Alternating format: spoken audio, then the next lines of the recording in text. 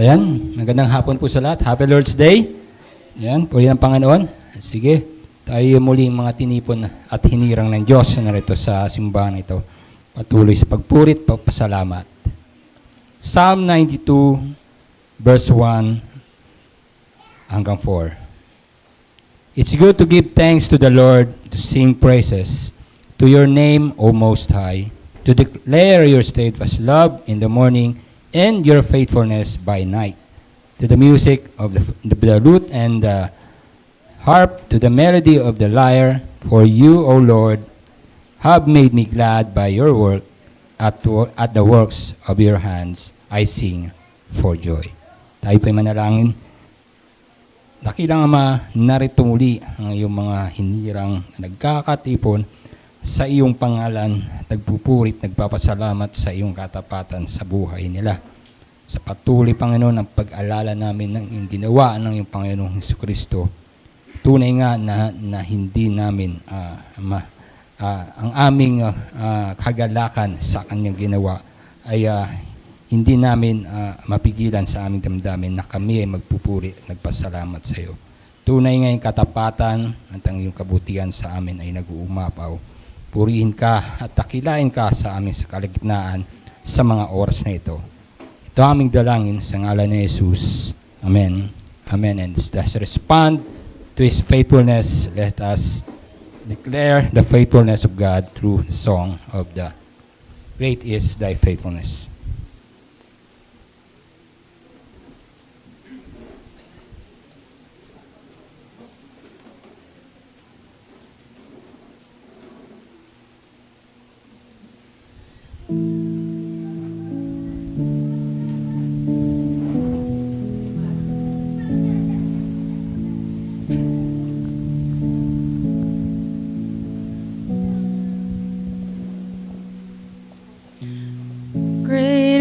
Thy faithfulness, O God, my Father.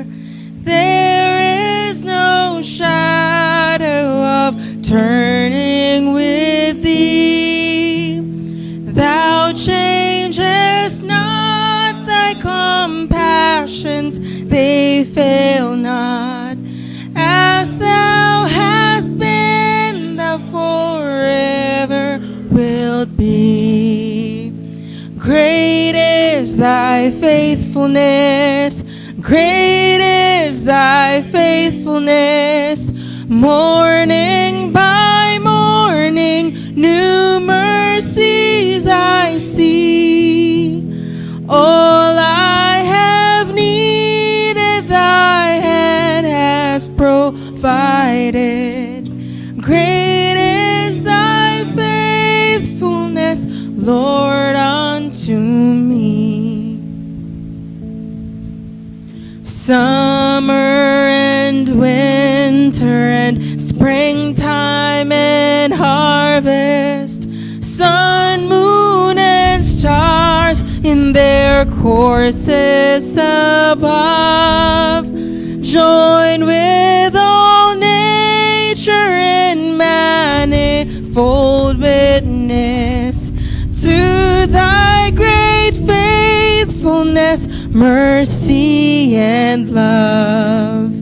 Great is Thy faithfulness, great is Thy faithfulness.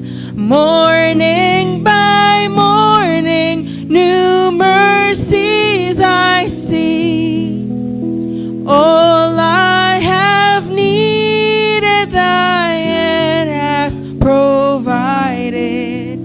Great is Thy faithfulness, Lord, unto me.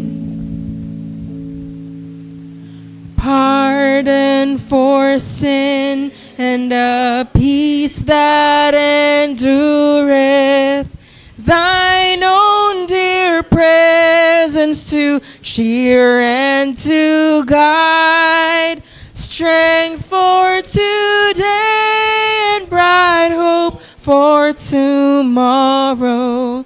Blessings all mine and 10,000 beside. Great is thy faithfulness. Great is thy faithfulness. Morning by morning, new mercies I see. All I have needed, thy hand has provided. Great is thy faithfulness, Lord, unto me. Mari po muna tayong makaupo.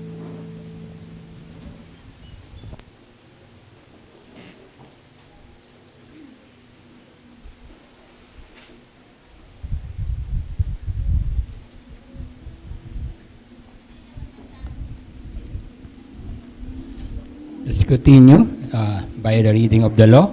Magkakaroon ulit tayo ng salitang pagbasa at nakikita natin sa screen ang may dilaw na highlight ay aking babasahin at susundan nyo ang susunod na linya. Sige, mula sa Deuteronomy chapter 5 verse 6 hanggang 21. Akong si Yahweh, ang iyong Diyos na naglabas sa iyo sa Ehipto at nagpalaya sa iyo mula sa pagkakaalipin. Huwag kang gagawa ng Diyos ang imahe ng anumang nilalang na nasa langit, nasa lupa, o nasa tubig upang sambahin.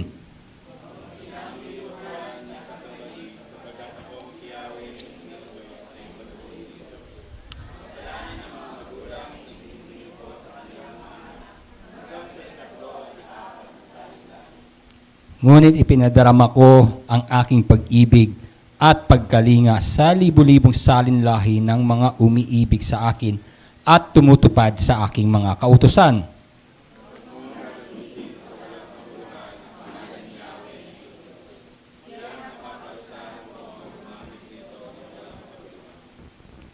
Ilaan mo para sa akin ang araw ng pamamahinga, tulad ng pinag-utos ni Yahweh na iyong Diyos.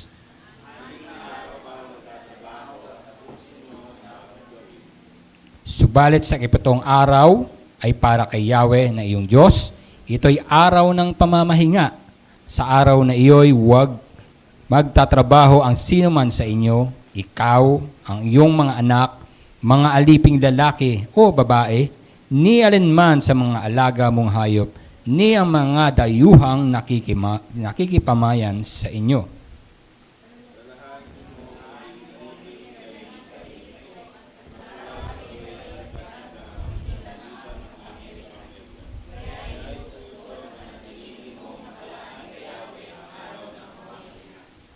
Igalang mo ang iyong ama at ina tulad ng inutos ko sa iyo. Sa gayoy mabubuhay ka ng matagal at sagana sa lupaing ibinigay ko sa iyo ni Yahweh na iyong Diyos. Huwag kang mangangalunya. Huwag kang sasaksi ng walang katotohanan laban sa iyong kapwa. At sabay-sabay tayo, huwag mong pagnanasang maangkin ng sawa ng iyong kapwa. Huwag mong pagnanasang maangkin ang kanyang sambahayan, bukid, alilang lalaki o babae, baka, asno o anumang pag-aari niya. Purihin ng Panginoon sa pagbasa ng kanyang salita sa tuwing binabanggit natin at binabasa natin ang itong kautusan ng Diyos. Pag nagmumuni-muni tayo, nakikita natin ang ating sarili na one or two or more of that ay nalalabag natin. So, ano ang nagiging itsura natin sa harap ng Diyos? Sa salitang yan, tayo guilty at tayo lumalabag sa kanyang kautusan. Which sometimes talagang minsan nineneglect natin, pero ito'y maganda na nakikita mo ang sarili mo, ay Lord, parang salamin siya. Inapakita sa mukha mo na guilty ka. Isa man dyan, ay guilty ka pa rin. So, problema natin yan. Maski mga Kristiyano na tayo, problema pa rin natin yan. But, there is a good news. Meron na tayong pagkakataon, hindi na natin kailangan maghanap pa ng baka, kung may baka ka man. Kahanap ka ng kalapate, yung kapitbahay mo, kunin mo yung kalapate noon. Hindi mo na kailangan gawin yon. Pagkat ginawa na ng ating Panginoong Kristo. ang pinakamainam sa mga bagay na yan. So ang ating gagawin na lamang ay patuloy tayong magtiwala at magpasalamat sa ginawa niya para sa atin. Bilang mananampalataya, ito ang magiging respond natin. Oo, nagkakasala tayo. Pero ang mabuting balita, pwede na tayong lumapit sa Kanya at humingi ng kapatawaran.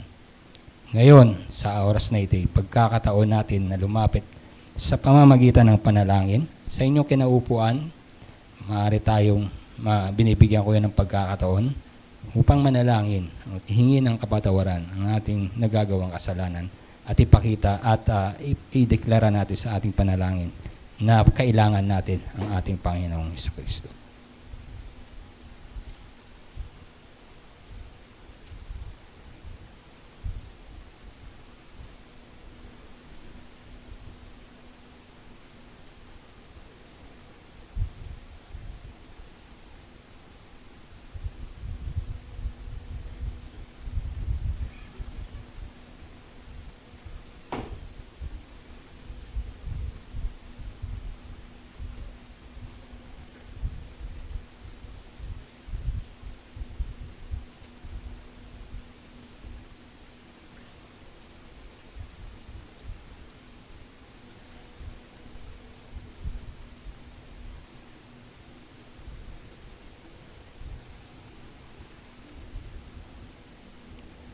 At ngayon naman, maaari po ba tayong tumayo?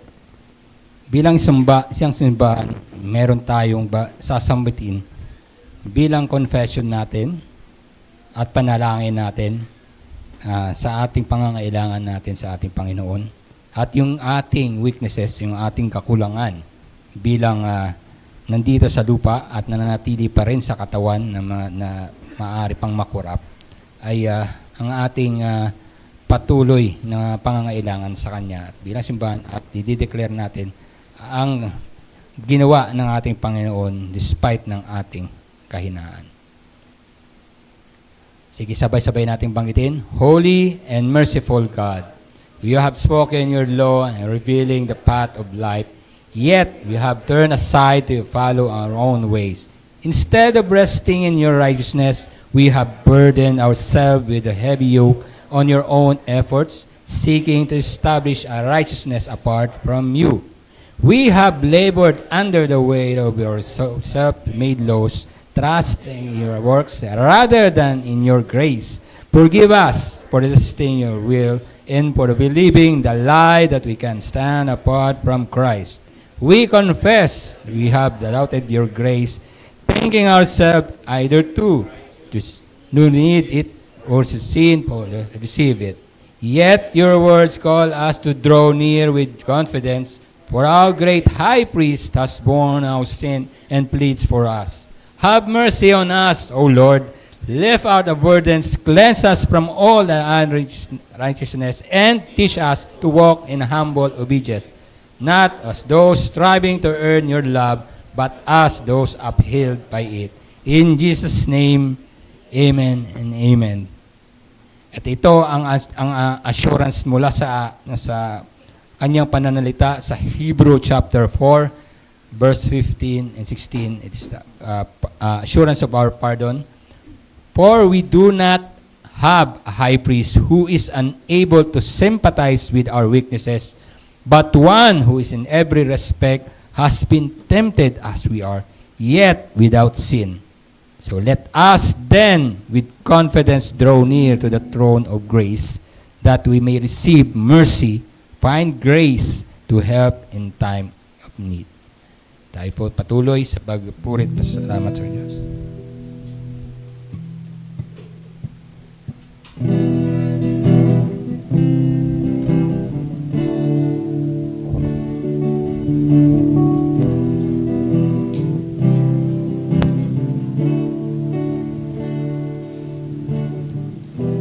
The grace of God has reached for me and pulled me from a raging sea, and I am safe on the solid ground. The Lord is my salvation.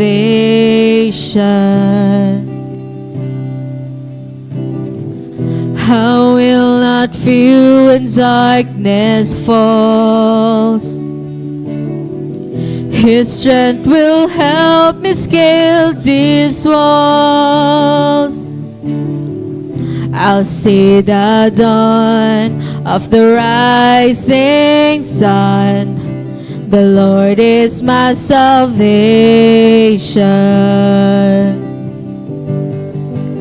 Who is like the Lord our God, strong to save, faithful in love?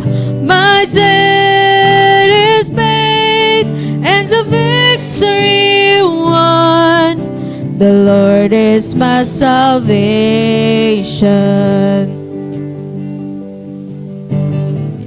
My hope is hidden in the Lord.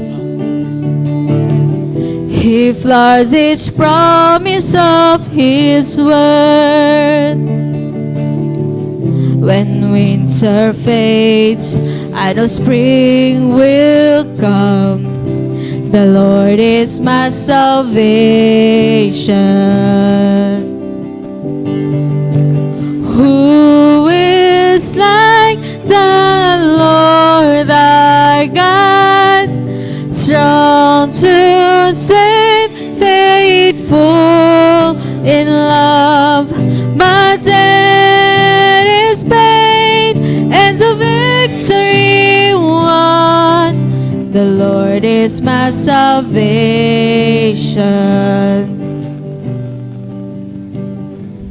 And when I'm waiting times of need,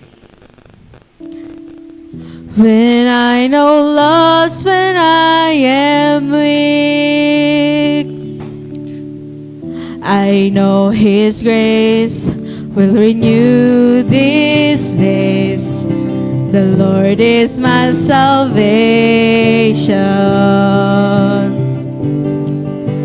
Who is like the Lord our God, strong to save, faithful in love? My debt is and the victory won. The Lord is my salvation.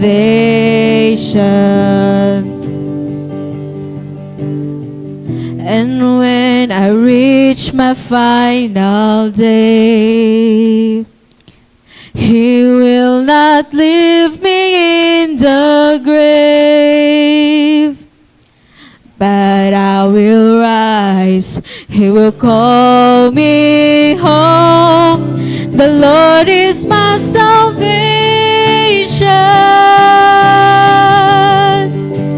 Who is like the Lord our God, strong to save, faithful in love? My debt is paid and the victory won. The Lord is my salvation. Glory be to God the Father.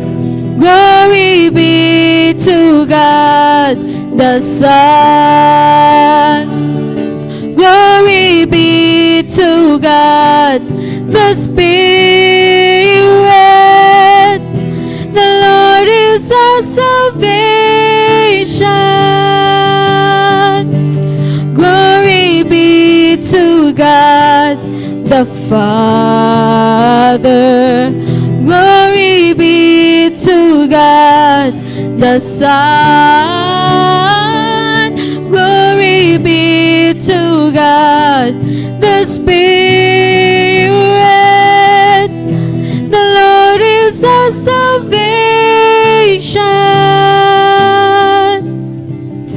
The Lord is our salvation.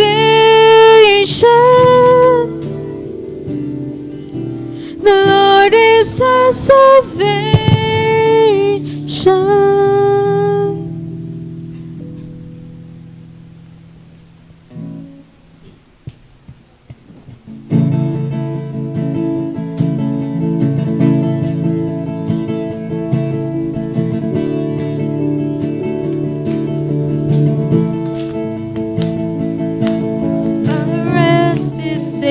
heaven, our rest is not here. Then why should we tremble when trials draw near? Be still and remember the worst that can come. But shortens our journey and hastens us home. Christ our glory, Christ our hope, Christ our King forevermore. Be still and remember the worst that can come. But shortens our journey and hastens us home. No one should be wasted on seeking our joy and placing our hope in what will be destroyed. We look for a city that hands have now raised. We long for a country that sin has not stained. Christ our glory, Christ our hope, Christ our King forevermore. We look for a city that hands have not raised. We long for a country that sin has not tamed. Though trouble and anguish increase all the more, they cannot compare to the glory in store. Come joy or come sorrow, whatever befalls, the light of the Savior will outshine them all. Christ our glory, Christ our hope, Christ our King forevermore. Christ our glory, Christ our hope, Christ our King forevermore. Christ our glory, Christ our hope, Christ our King forevermore. Come joy or come sorrow, whatever befalls, the light of the Savior will outshine them all. Mari na po tayo mapo.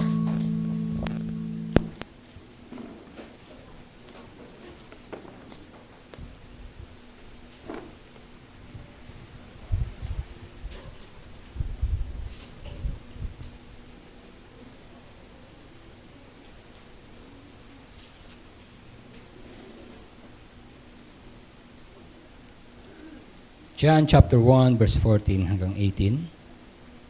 And the Word became flesh and dwelt among us. And we have seen His glory, glory as the only Son from the Father, full of grace and truth. John bore witness about Him and cried out, that this was He in whom I said, He who comes after me ranks before me, because He was before me. Verse 16, for from His fullness we have all received grace upon grace. For the law was given through Moses, grace and truth came through Jesus Christ. Verse 18, no one has ever seen God, the only God, who is at the Father's side. He has made Him known. Tayo manalangin, dakilang Ama. Tunay nga kami nagpapasalamat that sa pamamagitan mo, you reveal us who is our Father, who is our Maker, who is Creator, And those, yun po, Panginoon, ang bagay na hindi namin kayang maarok o maunawaan nang di dahil sa iyo. Kaya Panginoon, kami nagpapasalamat sa iyong kabutihan at patuloy sa katapatan sa amin. Kaya Panginoon, ito ang dahilan kung bakit kami nagtitipon dito, na patuloy mong nire-reveal mo ang iyong sarili sa pamamagitan ng iyong salita. Kami po, Panginoon, ay nararapat na makinig sa mga salitang iyong binabanggit sapagkat ito'y aming kailangan.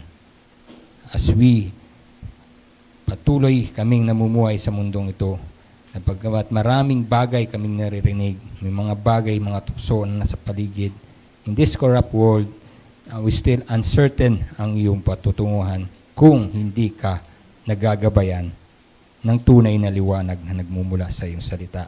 Kaya maraming salamat, Panginoon, sa patuloy mong paggabay sa amin at sa pag-iingat sa amin, sa iyong pagpapala sa amin despite na may mga bagay na nangyayari. Ngunit ang aming confidence, kung anuman ang mangyari sa mundong ito, kami po ay nakakasiguro na kami nasa inyo na at hindi na mawawalay pa. Panginoon, ito ang confidence na ipinagkaloob niyo sa amin sa pamamagitan ng anak na si Jesus, na siyang nagsabi na siya ang aming tagapagligtas at siya lamang ang daan patungo sa aming Ama. Sino mang hindi kabilang sa Kanya ay patuloy na matutunguhan ang nararapat na patunguhan ng mga nilalang na patuloy na tinatanggi at nire-reject ang iyong pangalan. Kaya maraming salamat, Ama, sa bawat isa sa amin na iyong dinadala sa lugar na ito. At patuloy mo kaming ingatan. Sa mundong ito, maaari di kami sigurado pagkat may mga bagay na nangyayari na hindi namin kayang iwasan, tulad ng mga problema sa buhay, mayroon ding kakulangan sa mga pangangailangan, karamdaman na siyang nangyayari at hindi namin maiiwasan. Panginoon, ingatan mo kami sa mga bagay na ito. Gayon pa man, kung may nangyayari sa amin at kami ay madamay o kami ay madapuan man mga problema at mga karamdamang ito, patuloy ang panalangin na nawa, Panginoon, ay kami ay iyong pagalingin at patuloy ng bigyan ng kalakasan. Alam namin, Panginoon, ng buhay namin dito sa mundong ito ay pansamantala lang kaming narito sapagkat kami ay hinirang at alam namin kung saan kami patungo sapagkat naglagay ka ng daan at ikaw mismo yon ang daan. Ikaw ang naging liwanag sa malidilim na mundong ito kaya alam namin ang aming hahakbangan. Kaya patuloy mo kami ingatan, Panginoon, at alam namin na kami madaling makalimot at patuloy mo kayong palalahanan sa iyong salita. Panginoon, at patuloy sa lahat na mayroong mang karamdaman sa mga oras na ito, ay nawa ikaw ang magpagaling sa amin sa mga maaaring nagkakaroon na problema pinansyal. Kayo po magpatuloy mag-provide sa amin. At patuloy, Panginoon, na kami iyong gabayan sa aming mga desisyon, sa aming mga desisyon sa buhay, at kayo rin po magbigay katuparan sa mga aming mga pangarap at pinananais sa buhay. Muli, Ama, ang aming pagtitiwala at pagpupuri sa iyo ay patuloy namin gagawin, at sa tuwing kami magkakatipon dito ay kami magpapasalamat sa iyo. Muli, maraming salamat, Ama. Ito ang aming dalangin sa ngalan ni Jesus. Amen. Amen. Sige po, patuloy tayo. Hindi lamang tayo bilang simbahan ay narito. No? So kanina, we have members meeting at ang kahalagahan ng isang miyembro, isa sa ating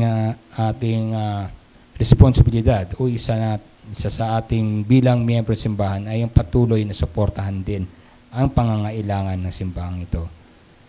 Hindi lamang na tayo ay nandito kasi isang bagay na ginagawa natin sa pagpunta natin dito, we encourage one another.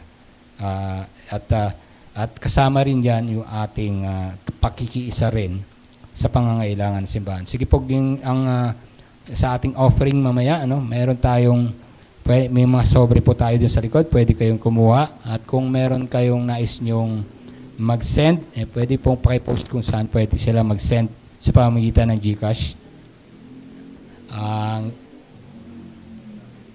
Yan. Yan ang number ni Pastor Nick. Pwede nyo kong isend dyan sa number na yan. At kung hindi kailangan nyo, scan, pwede naman. Kung tinry ko scan niya kanina, po nag-error ako. Pero anyway, ayan naman yung number ni Pastor Nick. At pwede nyo pong isend dyan. Kasi minsan yung QR code hindi gumagana eh. Pag error minsan. Pero to assure, nandiyan yung number. Pero mas maganda lagyan nyo ng note kasi pag nag-set naman kayo sa Gcash, mayroon namang option na magno-note kayo. Na-note mo dyan kung para saan yan o pwedeng ipakilala sarili nyo kung sino yung nag-send para ma-sort out po ni Pastor Nick. At kasama namin, pinagpipray din namin yung mga bawat membro na patuloy namin sa aming pagtitipon minsan every Thursday. Ayan po, akong patuloy tayo at sige, hawakan po muna natin kung may mga sobre kayo at hawakan po muna natin at tayo manalangin at pasalamat. Ama, salamat sa iyong kadakilaan sa kabutihan sa amin, sa mga bagay na pinagkakaloob sa amin, sa pagtugon sa aming pangangailangan sa araw-araw, maaari sa trabaho ito, sa negosyo na aming ginagawa. Kayo po ang nagbibigay at nagkakaloob na ito. Kung hindi mo kami binibigyan ng kalakasan sa araw-araw, kung hindi mo kami binibigyan ng opportunity, ay hindi namin makakamtan mga bagay ito. Kaya nararapat lamang kang pasalamatan sa pamamagitan ng pananalaping ito. At bilang pakikisa rin namin sa pangangailangan ng simbahan ito, sapagkat kami ay miyembro ng simbahan ito. Panginoon, buong galak naming pinagkakaloob ang mga pananalaping ito bilang aming pasasalamat sa iyo. Muli, maraming salamat, Ama. Ito ang aming dalangin sa ngalan ni Jesus. Amen. Amen. Sige, pwede na natin nilapit ang mga kaloob natin sa harapan. As you do that, meron tayong announcement. Patuloy pa rin. Sige, paki-flash po ng announcement natin. Yan, every Sunday morning, bago tayo magsimula ng morning service, meron tayong Teen Sunday School. Yan yung patuloy na ginagawa ni Pastor Kyle sa kanyang kasama ng kanyang mayubay. Ay yung one-on-one na reading nila. So, ito yung pagkakataon upang may pagkakataon yung mga kabataan to read the scripture and to patuloy na talakayin at sa gabay na ni Pastor Kyle. Ayan, mula sa ages 11 to 19. Ayan, pwede nyo isama yung sino man meron kayong ages na ganyan, kabataan sa inyo, pwede nyo isama. At kung kapitbahay nyo, kung papayagan kayo, pwede naman isama nyo yung mga kabataang yan. Ang oras dyan, alas 9:20 a.m. Yan. At isama nyo lang po rito. And every Sunday po yan. Yan ang ginagawa. At and then, after that, we have regularly ating morning service. Ito po yung Lord's Day natin. Ang buong gawain natin ay nilalagay na natin sa buong Sunday upang patuloy tayo na magampanan natin yung kautusan ng Diyos sa Lord's Day. Na buong araw ay ang gawain natin. Gagawin natin, we rest on His Word sa pamagitan ng mga gawain ito, yung kanyang means dito, means of grace. Ayan, every morning, yan, alas 10 ng umaga hanggang alas 12, yan ang ating service. At pagkatapos niyan, meron tayong lunch. At ang ginagawa namin, meron kaming sama-sama ng lunch, kaya invited din. Kung nais nyo na kami makasama sa lunch, pwede po. Provided na po yung rice, meron tayo dyan. At ang pagkain, kanya-kanya nga lang tayong bili. Marami naman po mabibilhan dyan sa paligid at pwede tayong bumili. Pero kung nais nyo din naman na magdala yung sarili nyo pagkain, magluto kayo, pwede naman po at welcome po yan. Ang anong ginagawa namin dyan every lunch, hindi lamang kami nagkakain, kasama yan sa fellowship namin, yung kamustahan habang kami ay nagkakaroon ng lunch. Sometimes we discuss yung sermon. May mga question kayo sa sermon, pwedeng pagkakataon, pwedeng yung time na pwede na yung gawin yan. Yan time na pwede tayong mag-discuss. So, all in all, yung ginagawa natin is patuloy pa rin yung ating pakikinig ng salita. Hanggat tayo sa pagkain natin ng lunch, yung salita pa rin ng Diyos ang ating napapag-usapan na yan. And then, after that, meron tayong mga gawain after the lunch. Kanina, meron tayong members meeting at ginawa na yun. Second Sunday, tuloy pa yung ating prayer meeting. Sige, regular na tayo kasi tapos na tayo doon sa membership class. Actually, yung membership class, napag-usapan na rin naman namin kasi hindi naman lahat nakaka-attend. So, we propose na magsasend si Pastor Kyle, meron kaming video to send sa mga member na hindi maka-attend. So, pero mas maganda sana naka-attend kayo rito. So, pero nandiyan, nangyari na. Tapos na yung class. Pwede ko yung i-send yung mga videos ng classes na yan. And then, we encourage you to listen, to watch and listen. And mas maganda, mag-react po kayo doon sa mga classes na yon. And you can write down, may mga question kayo. Mas maganda, isulat nyo. Tamad tayo mga Pilipino magsulat inaalala lang natin. Pero mas maganda isulat nyo para kung meron na kayong time o pagkakataon to discuss with us, lapit lang kayo sa amin so you can brought out those question again. So, magandang pagkakataon yun. Yun ang magandang pwede nating magawa sa mga hindi nakaka-attend.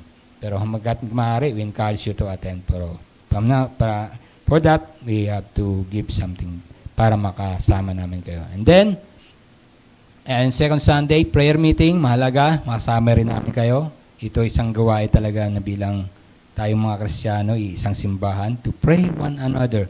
We encourage one another. Tandaan natin na bilang simbahan, ito ang responsibility din natin to care one another sa pamagitan ng panalangin. So, pwede tayong sumama dyan at kung meron kasing ina-assign si Pastor Kyle kung sino magli-lead ng prayers for some, may mga prayer item na pwedeng ipag-pray, ibibigay niya kung sino pwede mag-lead ng prayer. Pero we praying as a whole church. Meron lang talaga magli-lead pero kasama tayo nananalangin. So magandang pagkakataon yan upang makapagpanalangin tayo sa bautismo. And the third Sunday, learning our songs. Tandaan natin yung song natin, hindi lang na basta-basta natin kinakanta dahil maganda yung melody. Hindi lang basta dahil nakaka-uplift sa atin dahil nakarinig natin. We learning our song kung bakit niya nasulat yung kanta na yan and the content of the song, importante yun. Yung theology nun ay importante rin. Kasi lahat ng ginagawa natin sa simbahan ito, we continue whole day to hear His gospel. So, hanggang mula sa ginagawa natin, di ba? Sa ating call to worship, hanggang sa sermon, sa kantahan, all of that is mga pamamaraan yan to hear the gospel. So, importante maintindihan natin kung bakit natin kinakanta yung mga songs natin. Ayan, magandang pagkakataon yan. And then, on fourth Sundays, doctrinal studies. Kung may mga question kayo, may mga bagay kayo hindi naintindihan sa mga doktrina natin, sa mga faith natin, bakit ganito ang ating Diyos, bakit tayo ganito, nalitipon every Sunday, ba't kailangan ng buong araw, sa mga ganong issue, pwede na nating i-brought out yan. At meron tayong na-schedule na klase dyan. So ito yung pagkakataon natin makapagtanong o makarinig ng paano ba, kung bakit tayo may ganitong pananampalataya. And then after that, ito na nga ang ating vesper service. And ito yung pagkakataon din naman na makinig tayo ng doktrina o sabi natin ng ating faith. Ano ba ang faith natin sa pamagitan ng isang sermon. At ito yung gagawin natin mamaya. And purihin ang Panginoon sa kanyang kabutihan at katapatan sa atin. And then, as a church, lahat ng ginagawa natin ay we declaring the faithfulness of God. And now, we are declaring ang ating faith. Ano ba ang ating faith sa pamagitan ng Apostles' Creed. Sige, sabay-sabay tayong tumayo at basahin natin. Huwag kayong mag-alala. Kung binabanggit ito sa Katolik, gano'n naman talaga ang faith din nila. Pareho rin tayo. Pero huwag kayong magtaka. Pero ito, we have to understand what is our faith. Sige, sabay-sabay nating basahin ang Apostles' Creed. I believe in God, the Father Almighty, Creator of heaven and earth. I believe in Jesus Christ, His only Son, our Lord, who was conceived by the Holy Spirit, born of the Virgin Mary, suffered under the Pontius Pilate, was crucified, died, and was buried. He descended into hell, and the third day He rose again from the dead and ascended to heaven. As He seated at the right hand of God and the Father Almighty, From there he shall come to judge the living and the dead. I believe in a Holy Spirit, the Holy Catholic Church, the communion of saints, the forgiveness of sins, the resurrection of the body, and the life everlasting. Amen. At patuloy tayo sa pagpurit pasalamat, manatili tayong nakatayo, and we sing song, See How He Loves Us.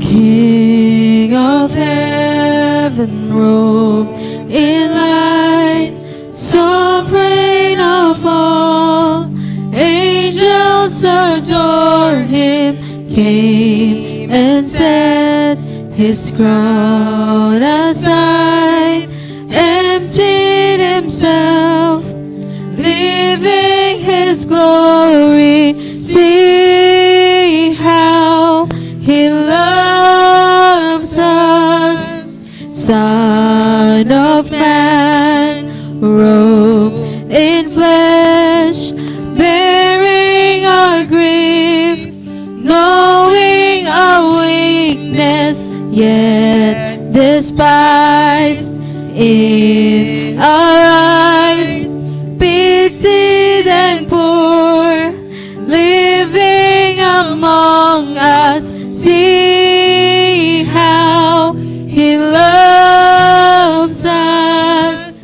Jesus. Only Jesus.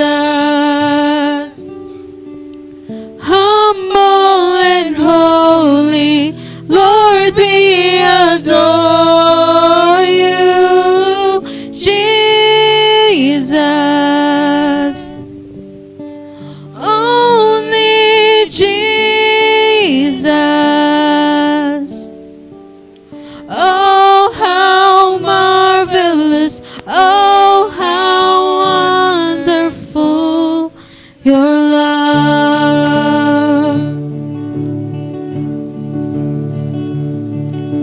Lamb of God, crucified, suffered alone, dying he saved us, laid within a sinner's grave, ever he lives, risen to raise us. See how he loves us, Jesus. Only Jesus. Humble and holy, Lord, we adore you, Jesus. Only Jesus. Oh, how marvelous, oh, how wonderful your love.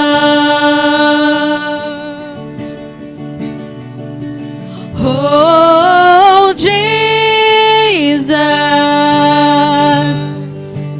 Only Jesus. Humble and holy, Lord, we adore you, Jesus. Only Jesus. Oh, how marvelous, oh, how wonderful your love.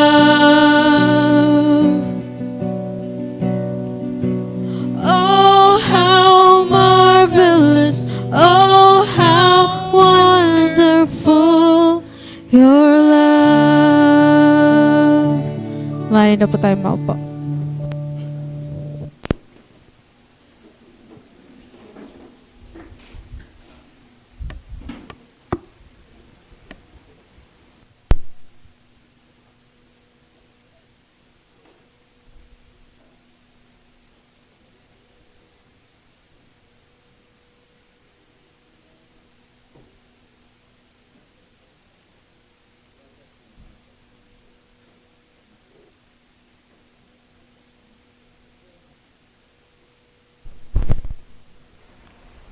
Hello, testing. 1, 2, sound check. Magandang gabi ho sa bawat isa. Advance po ako mag-isip. Today is Lord's Day 14. At ang magandang reminder sa atin na sa year 2025, meron na tayong 14 Lord's Day na nagdaan. Di ba?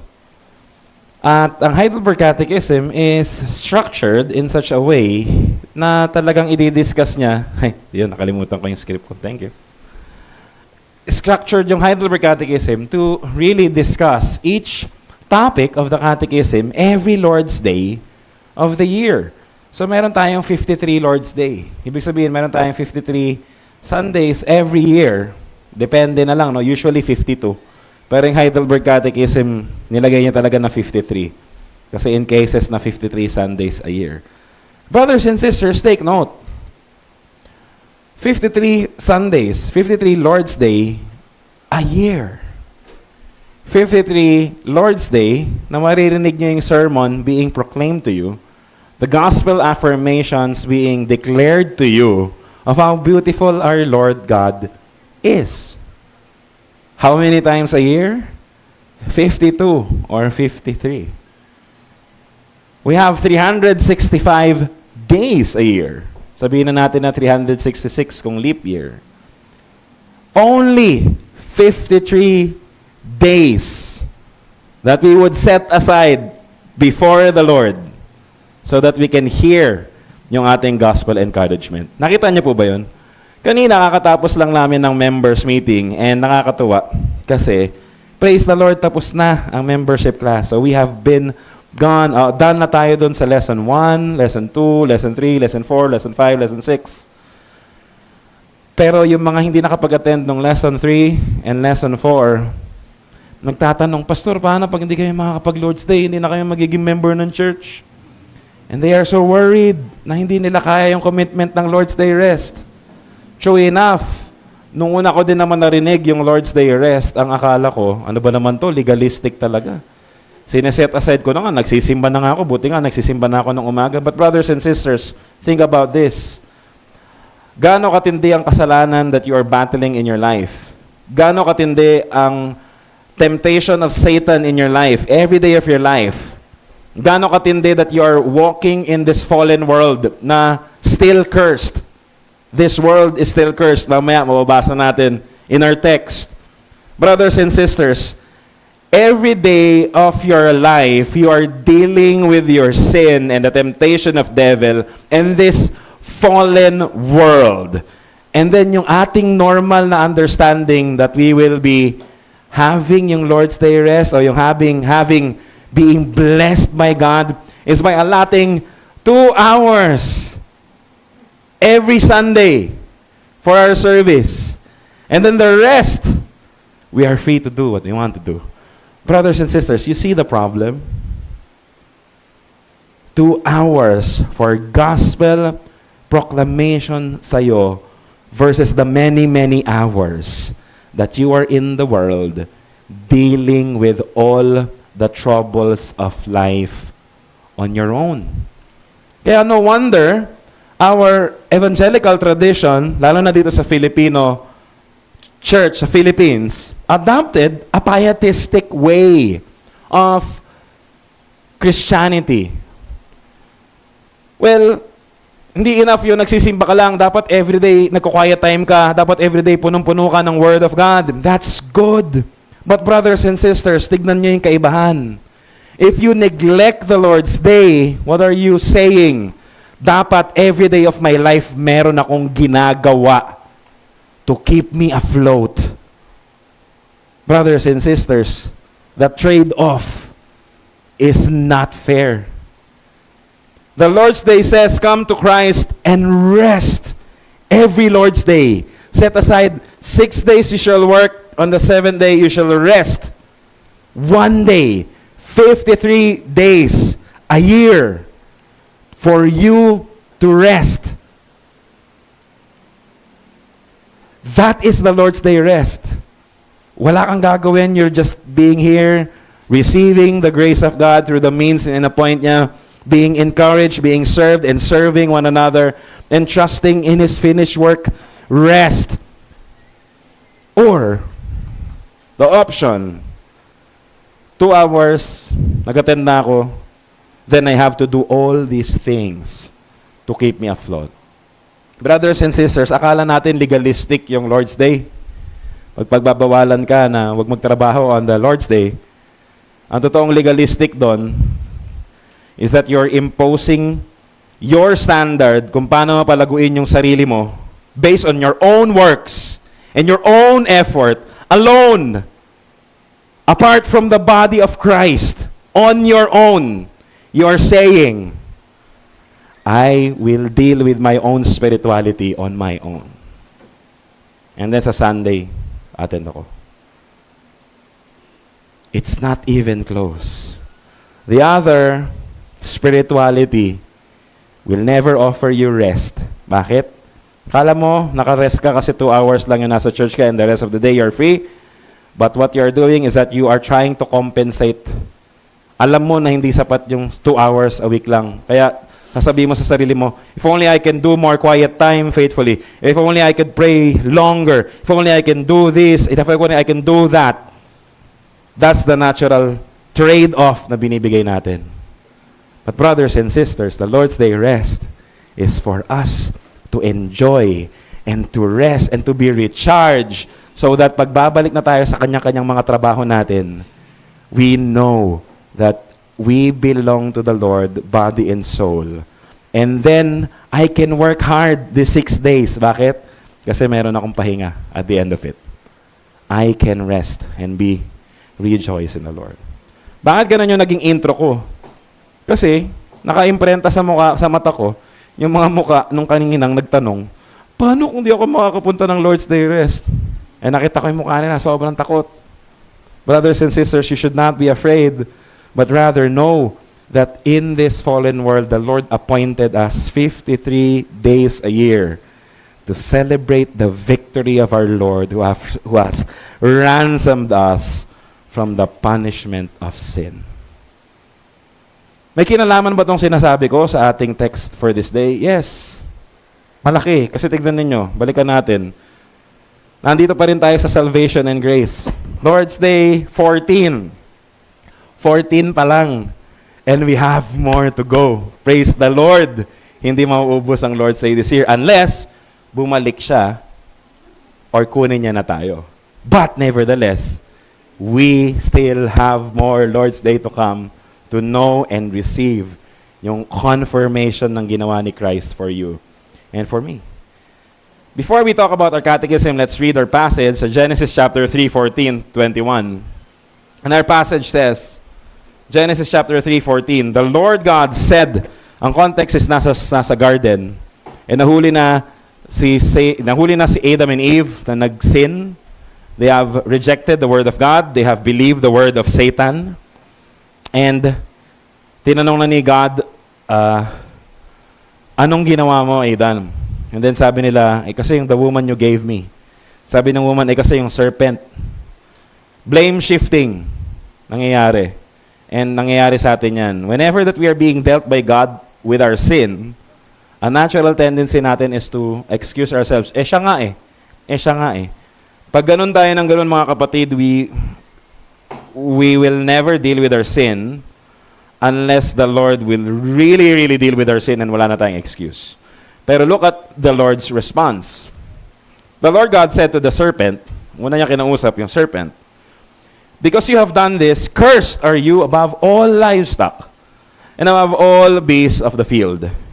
On your belly you shall go, and dust you shall eat all the days of your life.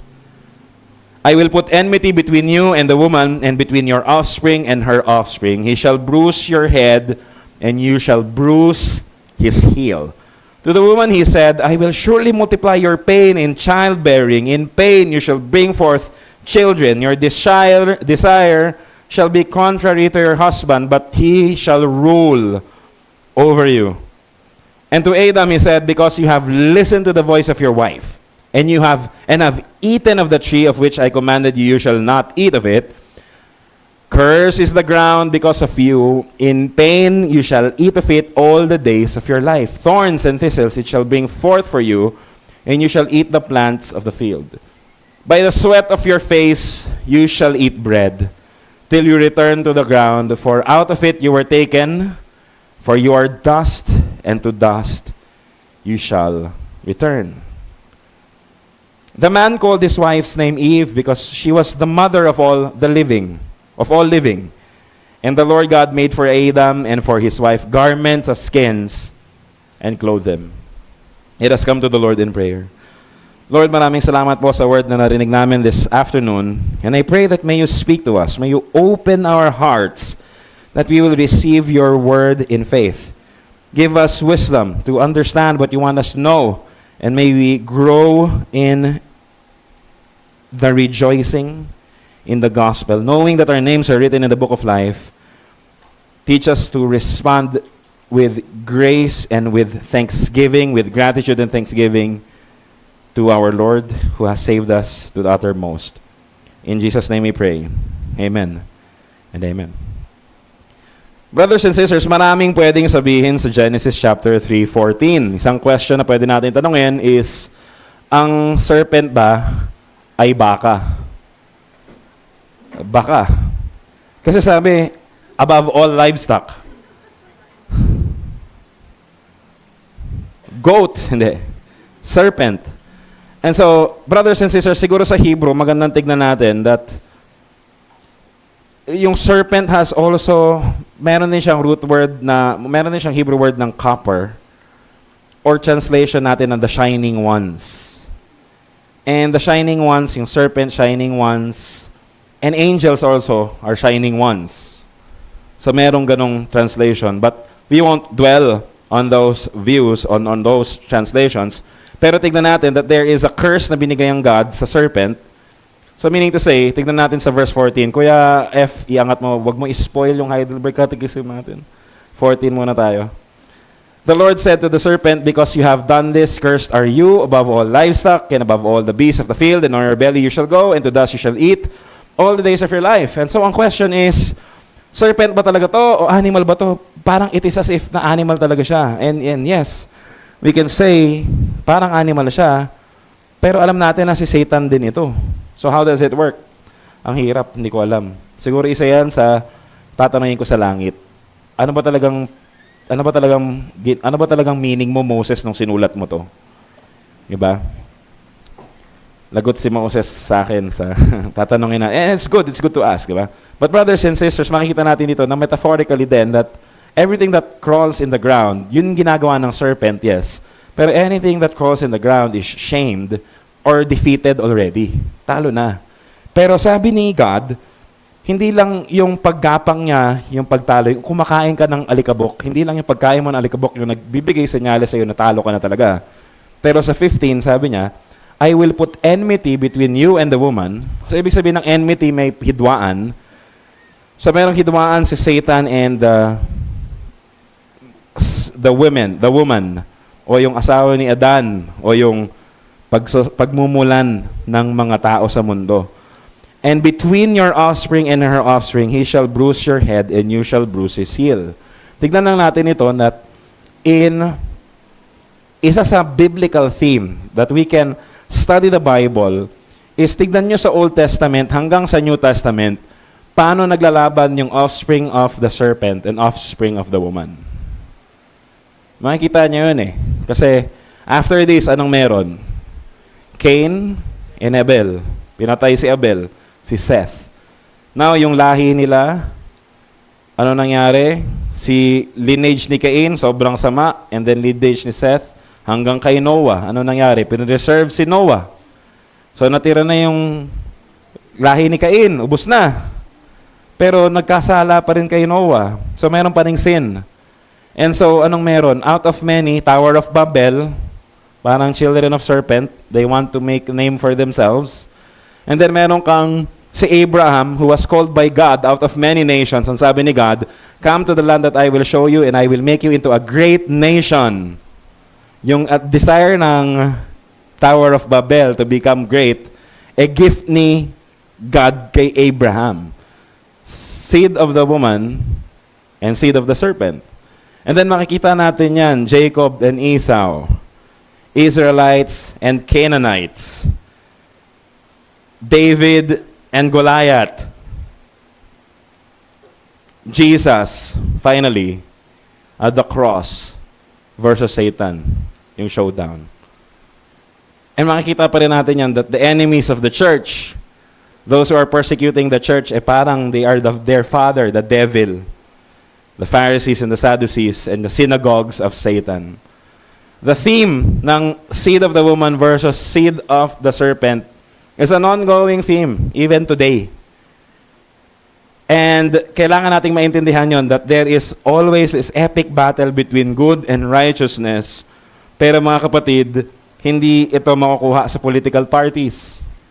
Ang politika natin ngayon presents themselves as a battle between puwersa ng kadiliman versus puwersa ng kasamaan. But, natawa ko doon, slip of the tongue ngayon. But rather, brothers and sisters, no, in politics, there's no such thing. We cannot say na laban ng kadiliman and laban ng kasamaan because to us who know ang totoong kabutihan is the kingdom of God, the city which hands have not built.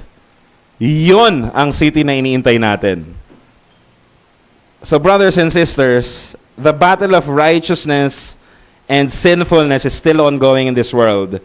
Pero in this promise, in Genesis chapter 15, we can see that the Lord has promised deliverance and victory against sin and the source of sin by crushing the head of the serpent. Tignan natin yung wording. He shall bruise your head and you shall bruise his heel. Merong conflict na mangyayari. Yung damage na gagawin ng serpent is only sa heel. It's deadly. Kasi paano ba pag kumagat ang serpent? Deadly pa rin naman di ba? Serpent sa heel. Pero, he will crush your head. And so there is this annihilation for him.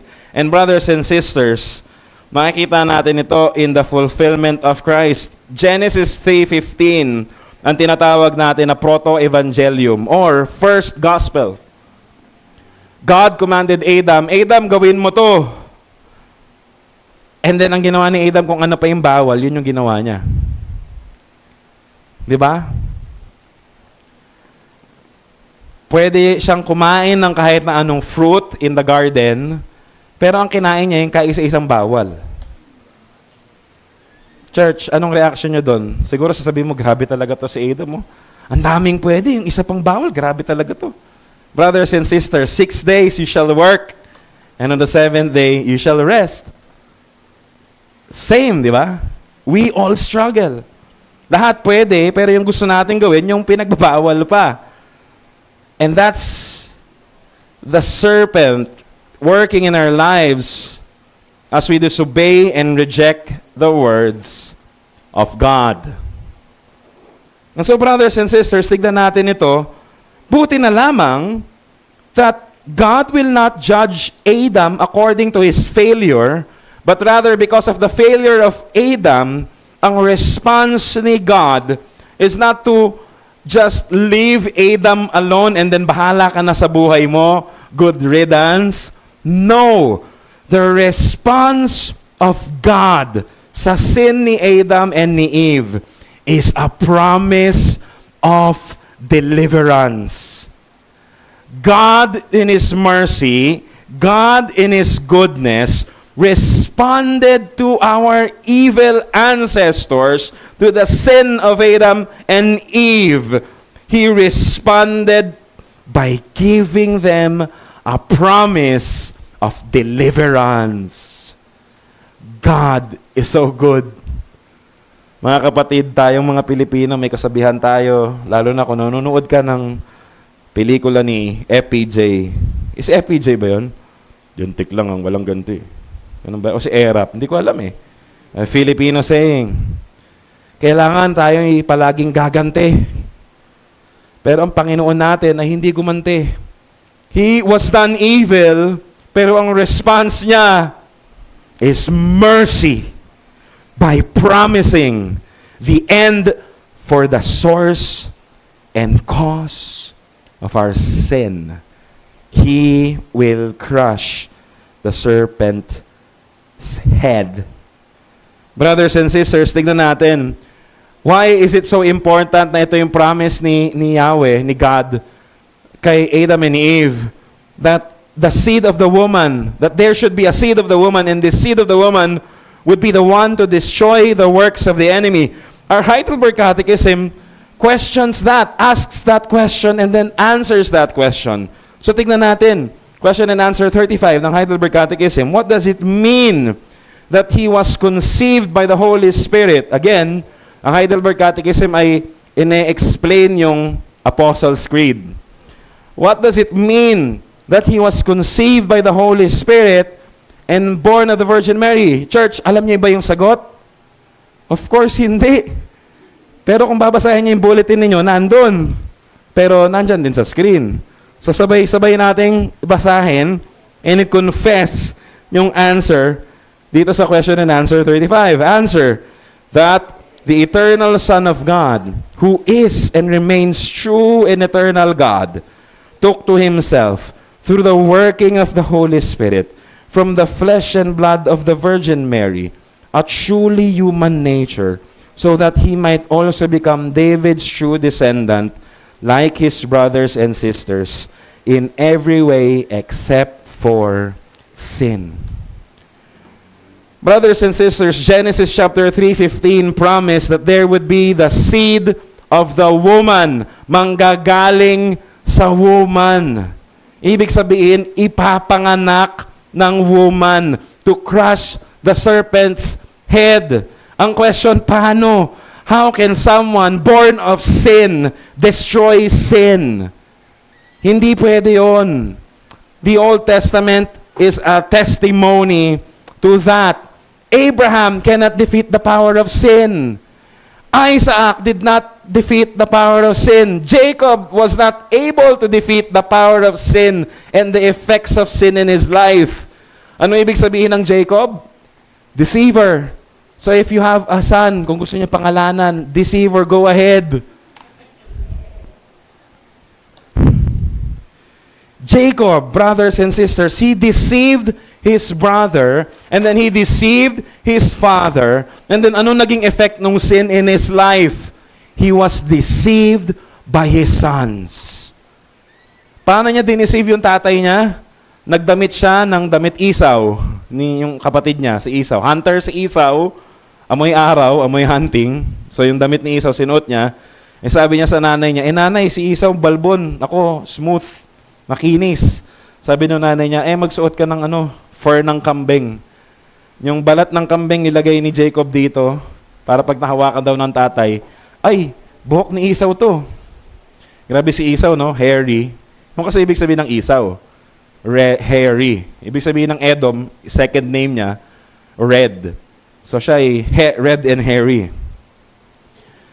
Pero hunter siya. So yung damit niya pang hunting, tapos pinaluto siya, di ba? And then ginawa ni Jacob, nagluto. Sasabi ni Isaac, parang yung boses si Jacob, pero yung amoy Isaw, pati yung kamay, amoy Isaw. Sige na nga, i-bless ko na nga to. And then nakuha niya yung blessing, father niya. And then later on in his old life, favorite niya si Joseph. Si Joseph the dreamer. Binigyan na ng coat. And then how was he deceived by his sons? Pinresent yung coat ni Joseph. Nilagyan nila ng dugo ng kambing. And sabi nila, look at Joseph, kinuha ng wolf, kinain ng wild animals. Pero binenta nila sa slavery. Take note, yung instrument na ginawa niya pang deceive sa tatay niya, yung instrument na ginawa ng mga anak niya pang deceive sa kanya. Anong sinasabi ng Bible doon? Karma? No. That's Hindu pagan belief. Ang sinasabi ng Bible dito is that sin has consequence. And itong consequence ng sin is inescapable because ganun ang nature ng sin. You are trying to sin and feeling mo na, okay, nakakalusot ka ngayon, but God's justice and God's way is that He will deal you with your sin And inescapable yung consequences ng sin sa life ng mga tao. And so the cycle of sin continues. And so brothers and sisters, makikita ninyo sa Old Testament saints, yes, they expressed belief in God. Yes, they expressed their hope in the Lord. But brothers and sisters, no one was able to destroy the works of the enemy and the consequence of sin in their lives. When you read the Old Testament, it's a cycle of man sinning and sinning and sinning and sinning, but God rescuing and rescuing and rescuing and preserving. And so, maririnig natin yon. Ano ba naman? Ganito na lang ba yung buhay ko? I will continue to deal with my sin and the consequences of my sin. Who shall save me? Brothers and sisters, the promise sa Genesis 3:15 is for you. Why? Because Jesus is the serpent's head crusher. He crushed the source of your sin, and He is destroying the works of the enemy in our lives. Bakit kailangan niya maging tao? Kasi tao ang may utang, tao din dapat ang magbayad.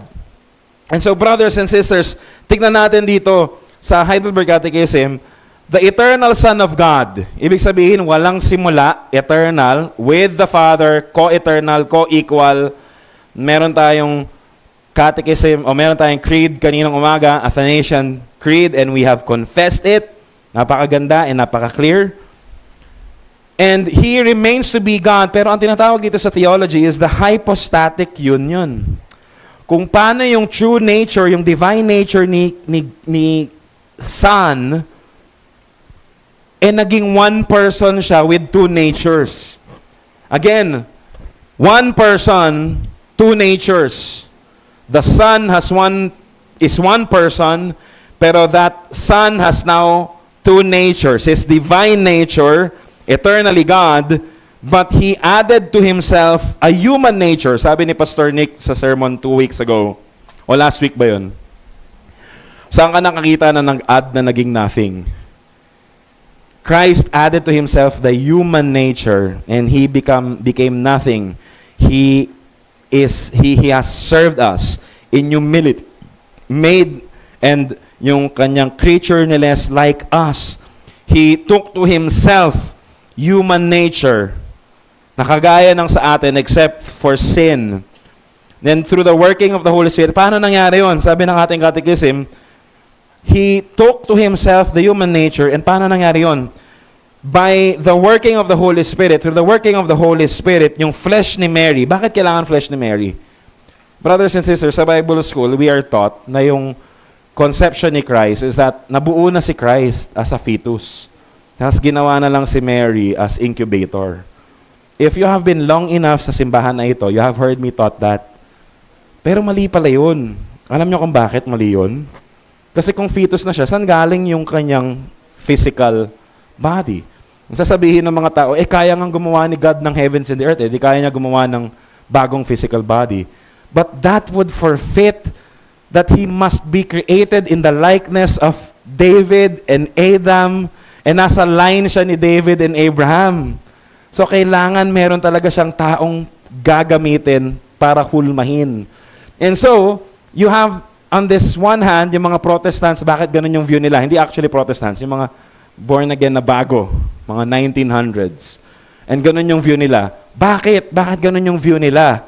Kasi iniiwasan nila yung extreme side ng Roman Catholicism na sinasabi ng Roman Catholic, tignan mo, si Jesus, ang katawan niya galing sa katawan ni Mary. Paano nangyari yon? Kung si Mary ay may sin, paano yung katawan ni Jesus? Di may sin din. So dapat, si Mary gawin ni God na walang sin. Para yung lalabas kay Mary, wala ding sin. Amen ba kayo doon? Pag nag-amen kayo, lagot. Buti wala nag-amen. Ibig sabihin, hindi kayo nakikinig pag nag-amen kayo. Disciplinary action. Cultic. Joke lang. Brothers and sisters, yung argument ng Roman Catholic na ganon, talagang wow, napapawaw ako.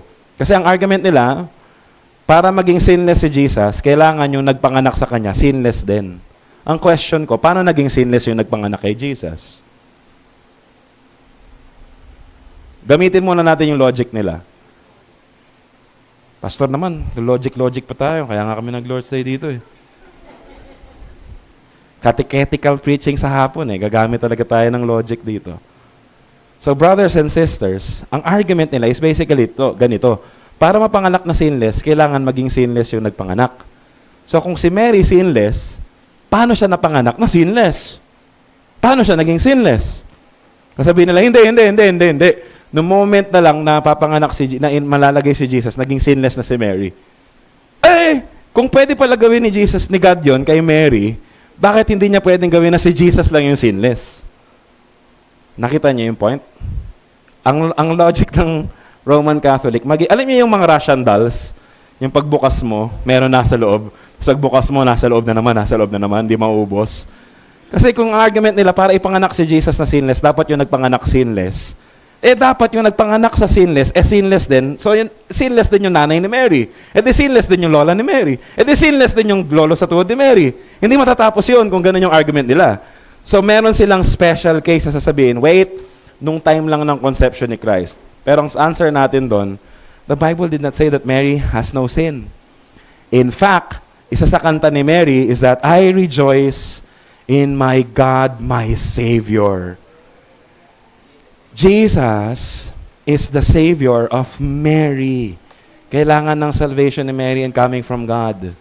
Hindi sinless si Mary. So paano nangyari yun? Mahirap mag-speculate. But we know for sure that Jesus Christ has no sin. Kasi kung meron siyang sin, He cannot pay for your sin. So Jesus, as holy as He is, question, sino ba nagtatanggal ng sin sa buhay natin? Okay, si Jesus. Paano? Sige nga. Membership class, Trinity, go. Paano natatanggal yung sin sa life natin? Sino nagwo-work? Ha? The Holy Spirit applies to us the benefits of what Christ has done. Of course, inseparable operation, si God pa rin yun.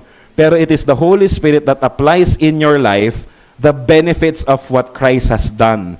Yung objective reality that Christ died for your sin, bago ka pa ipanganak, Christ already died for your sin. Sino nag-apply sa iyo noon, nung truth na yun? The Holy Spirit. The Holy Spirit cleanses us from sin. Yun nga yung ibig sabihin ng sanctification eh. Pinababanal tayo ng banal na Espiritu by applying to us the finished work of Christ. The Holy Spirit cleanses us from sin. And so, to be conceived by the Holy Spirit means na yung flesh na na-conceive is free from sin. Kasi yun nga yung ministry ng Holy Spirit. To cleanse us from our sin.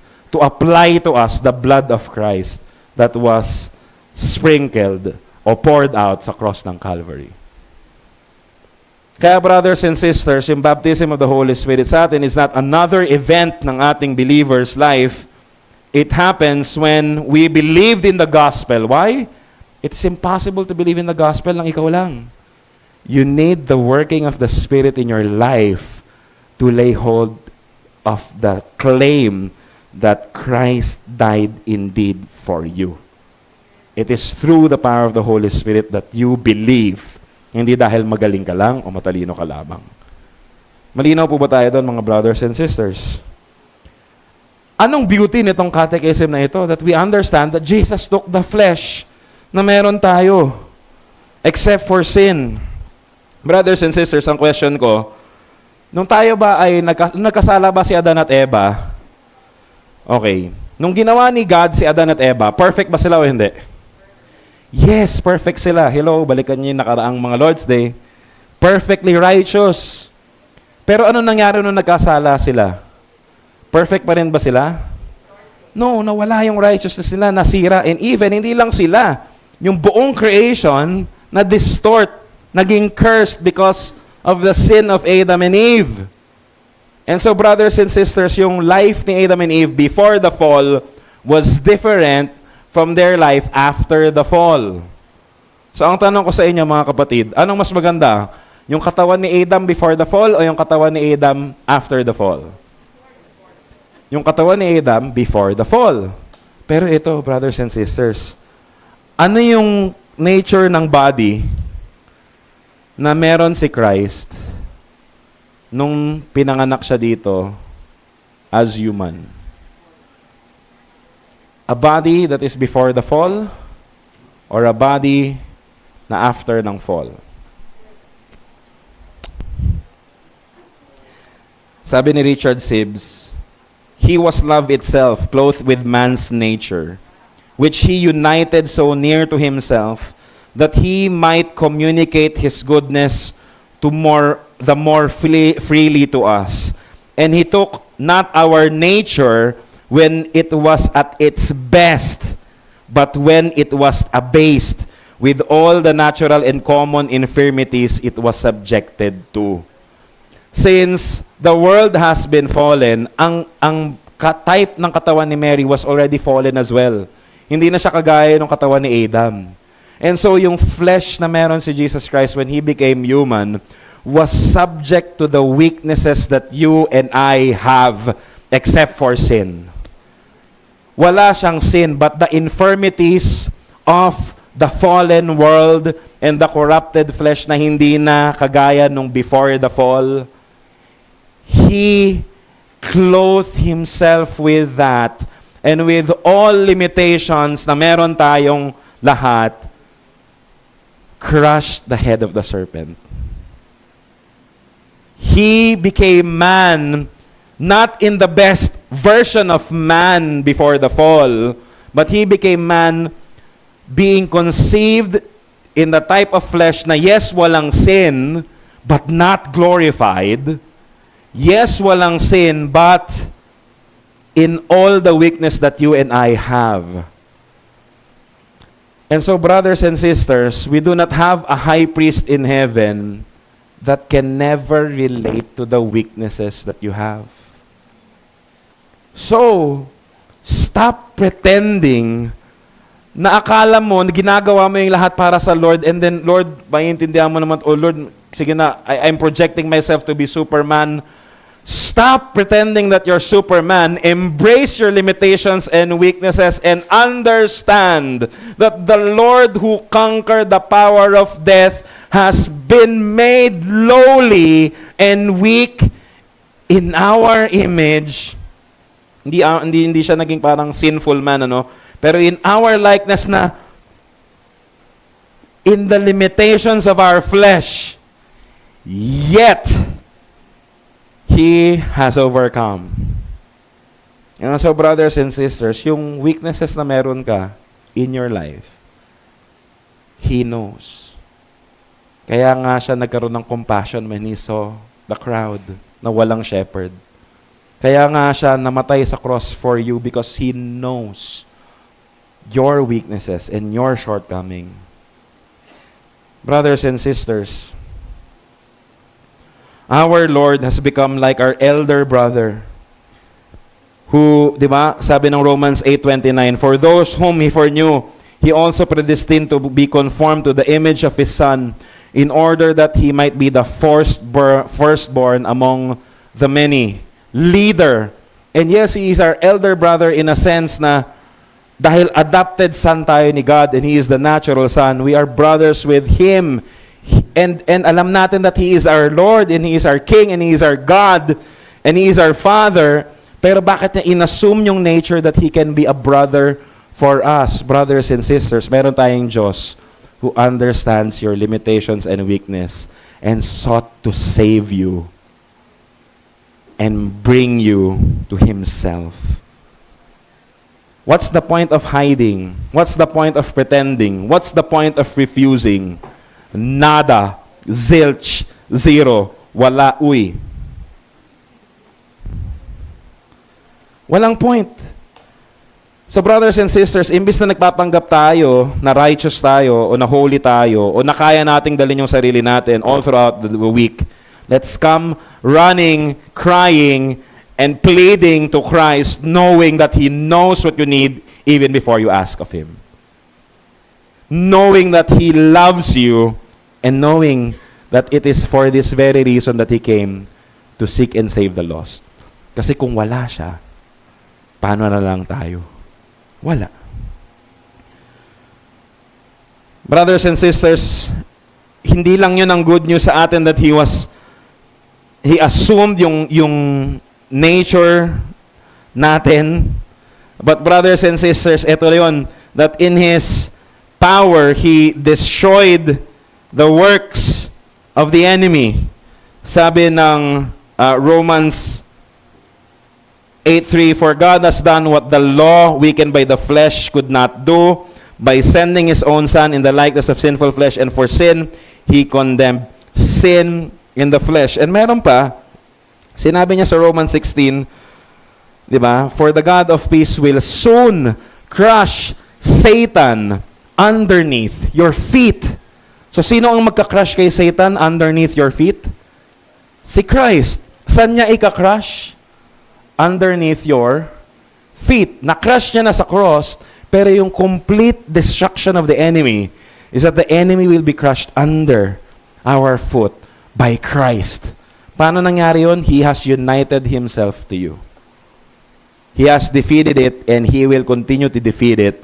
And ngayon, as we wait for Him, we are continually struggling, we are continually praying, we are continually repenting, we are continually depending, we are continually groaning, "Lord, hanggang kailan pa ba ito?" But praise be to God, He has defeated sin, and He promised that soon He will crush Satan underneath your feet, and He will surely do it. Brothers and sisters, marami ba tayong titignan dito sa passage natin? Sa passage natin, makikita natin dito yung mga response ni God kay woman. "I will surely multiply your pain in childbearing. In pain you shall bring forth children. Your desire shall be contrary to your husband, but he shall rule over you." And pag in-interpret mo yan, parang magkakaroon ng enmity between the husband and the wife, kasi yung gusto ng wife, madaming views pero yung gusto ng wife, ayaw ng husband, and magkakaroon ng trouble na yung man, ido-dominate niya yung husband niya, and then yung woman, parang imamanipulate yung husband niya. Meron ng problema sa family pa lamang. "And to Adam He said, because you have listened to the voice of your wife, and you have eaten of the tree of which I commanded you, you shall not eat of it. Cursed is the ground because of you. In pain you shall eat of it all the days of your life. Thorns and thistles it shall bring forth for you, and you shall eat the plants of the field." Brothers and sisters, ano yung itsura ng land before the fall? Itsura ng land before the fall, pili ka lang dyan, pwede mo kainin lahat, except one. Fruitful. Pero nung nagkasala na si Adan at Eva, yung creation was also cursed. Brothers and sisters, ang tanong ko sa inyo, do we live in this land na blessed, o do we live in this land na cursed? Sabi nga ng isang pastor, "Welcome to Cursed Community Church." Care yun na mali na siya ng pronunciation. Mga kapatid, I'll ask you a question. Do we live in this world na blessed, or do we live in this world na cursed? Ha? Yes. Pag Christian ka ba, nawawala yung curse ng land? Kaya nga ang kanta natin kanina, "We long for a city which hands have not built." We are longing for the new heavens and the new earth. And only in that time, natatanggalin ni Lord yung curse of the world. Kaya nga sabi sa Romans, all creation is groaning. Sila din mismo, yung buong creation is waiting for the new heavens and the new earth. Kasi kung hindi nagkasala si Adan at Eva, yung creation is still blessed. It's still great. Pero because of the sin of our ancestors, everything sa creation. Oo, makikita natin that the heavens proclaims the glory of God, pero nothing yan compared nung before the fall. Everything that we have, oo, may mga traces ng beauty, oo, ma-appreciate natin, maganda pa rin. Pero we live in this fallen world. And so, hindi exempted yun ang Kristiyano. Kaya nga ito nakakalungkot, if you understand the reality of our world that we live in, who gave you the idea na kaya mo mamuhay apart from God?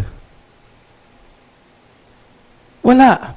If our world ganyan because of sin, kailangan nating maintindihan that our priority is not to make most of the world. Diba? Alam niyo ba yung mga sinasabi ng bata na FOMO, fear of missing out. Ayoko ma-miss out. I want to experience everything good. Kasi YOLO. Ano yan?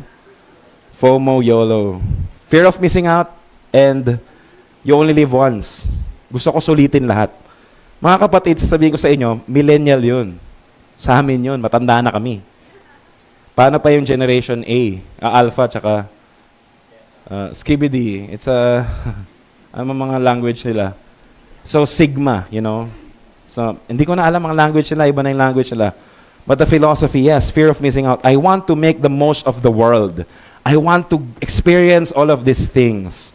Kaya nga yung kanta ng millennials, yung edad namin, siguro sa mga masatatanda, ganito yung mindset ninyo pagdating sa business.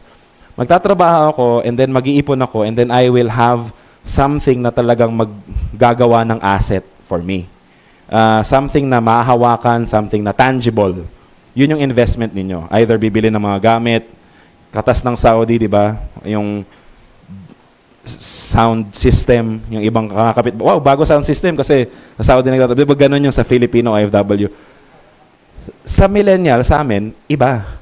Merong kanta na soon I'll be 30 years old, I'll travel the world. 30 years old pa lang, traveling the world na. Wow, dinaig pa si Magellan. Si Magellan hindi 30 years old na travel the world. What does the song say about the philosophy of the millennials? Ang priority nila hindi yung property. Ang priority nila yung experience. Kung gaganahan man sila magtrabaho, it is for the experience na pwedeng ibigay sa akin ng trabaho na ito. I will have more money, I will have more time for travel and experience. Ibang-iba. Ibang-iba sa generation ninyo. Paano pa yung mas bata sa atin? Iba din. Diba? But brothers and sisters, whatever the philosophy ng generation ninyo is, sin is sin, curse is curse, and this world is fallen. We should have no FOMO or fear of missing out na anong ma-experience ko dito sa world na ito. We should have not yung parang kailangan gawin ko to kasi we only live once and then sayang to. No! Our main goal is to understand that we need deliverance from this world. Deliverance from sin, its consequences, and our fallenness. And it is only Jesus who can give us that life.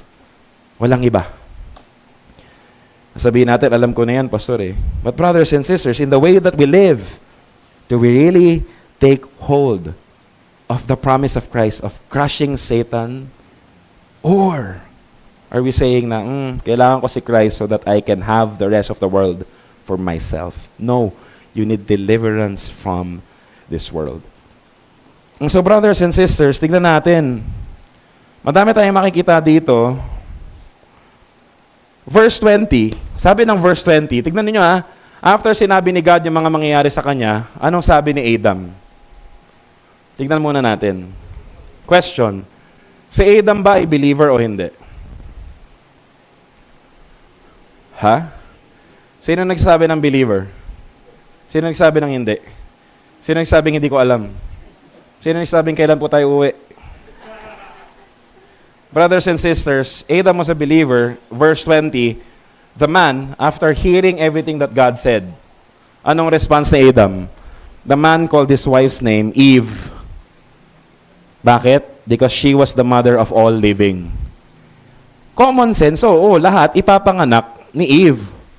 Pero brothers and sisters, how would you name your wife Eve, the mother of living, kung kakasabi lang sa'yo ni God, from dust you came, into dust you will return? First time mo marinig na mamamatay ka, anong feeling mo? Okay, you will be the mother of all the living. Mamamatay ka nga eh. The Lord just issued the death sentence for you. And then anong sabi ni Adam? You will be the mother of all the living. Mamamatay ka nga, Adam, hindi mo ba gets yun? And then tatawagin mo si Eve, the mother of the living. Why? No, Adam perfectly understood the promise of God. The seed of the woman will crush the serpent's head. Adam believed that there will be life even though he is dying. Brothers and sisters, we are all dying. Hindi yung isda. We are all dying. Una-unahan lang. Age does not guarantee na ikaw ang mauunang mamatay.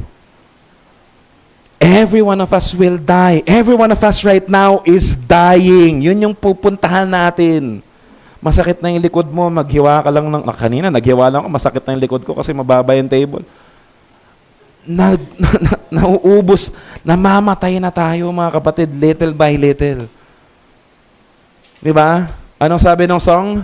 That hastens our journey, shortens our journey and hastens us home. Yan na yung nangyayari mga kapatid, day after day. The next day will be a day closer to my death. And so if we would just focus on our death, and tama lang naman na we should feel bad about death kasi death is not normal. Death is death, and talagang consequence yun ng death, ng sin natin sa Lord. We should be afraid of it. We should be mourning. Hindi pwede nating parang, okay na yun, at least we're okay na. No, death is a real problem. But brothers and sisters, we have hope beyond the grave because Jesus Christ rose from the dead and destroyed the works of the enemy. Hindi lang abstract, but in the lives of His people. He is our serpent crusher and He saved us from the powers of hell. And then sa verse 21, anong sabi? And the Lord God made for Adam and for his wife garments of skin and clothed them. Dahil ang pantakip ni Adam and Eve ay fig leaves, damit na gawa sa fig leaves, and it cannot perfectly cover them, si Lord mismo yung nag-cover sa kanila. And what does it point to? Para ma-clothe sila ng animal skin, anong kailangan mangyari? Merong namatay na animal. Sasabihin nila, pwede naman gumawa si God ng animal skin on His own. Well, yes, pero hindi ganun kumikilos ang Lord. The Lord operates through the means. And so, the Lord introduced the need for sacrifice to cover our nakedness and shame. What does our Heidelberg Catechism say? What does it mean that He was conceived? How does the holy conception and birth of Christ benefit you? Sa question and answer 36. How does the holy conception and birth of Christ benefit you? Mga kapatid, sabay-sabay nating sagutin ang sagot ng Heidelberg Catechism. Sige po. He is our mediator, and in God's sight, He covers with His innocence and perfect holiness my sinfulness in which I was conceived. Brothers and sisters, ang reality ng sin is that we are all sinners. And we are also conceived of sin. Hindi ibig sabihin na yung mga magulang nyo hindi sila kasal nung na-conceive kayo. No. Ang point dito is, the whole problem is yung pinanganak tayo sa mundong ito, we are all sinful already. Because of the sin of Adam, yung buong line of Adam, we have all sinned against Him. Pero anong ginawa ng Panginoon?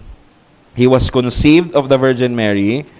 He was sinless. He was made like us. Pero anong ginawa niya? He clothed us with His righteousness. He clothed us with His innocence. And now, because of the mediation of Christ, we can come boldly at His throne of grace. Sabi ni Thomas Watson, God had made man a little lower than the angels, yet in regard of redemption, God had set him higher than the angels. He hath married mankind to Himself. The angels are Christ's friends, but not His spouse. He hath covered us with the purple robe of righteousness, which is a better righteousness than the angels have. Brothers and sisters, if you are in Christ, and if you are a believer of Christ, yung righteousness na meron ka, hindi yung righteousness na meron ka na kaya mong gawin, but yung righteousness ni Christ, and the righteousness of Christ has clothed you. And so the righteousness of Christ is better than the righteousness of the angels and of all the most righteous people in the world. Why? Kasi yun yung benefits na binibigay ni Christ sa kanyang people. The reason why Christ must be conceived as a human being. Why? Kasi He must have the righteousness na wala tayo. And in His righteousness, He must clothe our nakedness. So brothers and sisters, let me ask you this question. Ano po ba ang pinagmamalaki natin sa buhay? What are we so proud of? Pag hindi niya masagot yung tanong na yan, eto yung sasabihin ko, Ano yung isang bagay sa buhay mo na pag inalis ni Lord, hindi mo kakayanin, feeling mo?